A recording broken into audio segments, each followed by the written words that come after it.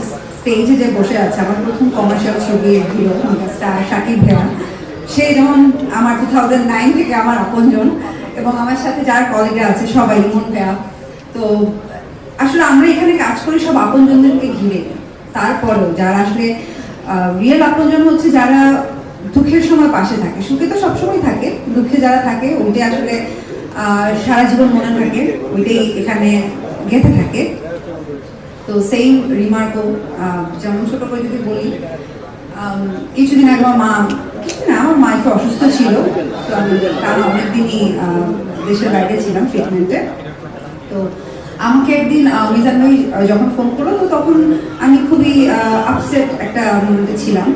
তো ভাইয়া যখন শুনলো, এবং সে জাস্ট আমাকে একটা কথাই বললো যে রিমার তোমার সাথে আছে, তোমার কোনো টেনশন নাই, তুমি জাস্ট যেটা যেটা করার করে যাও, আমরা তোমার পাশে আছি, রিমার তোমার পাশে আছে।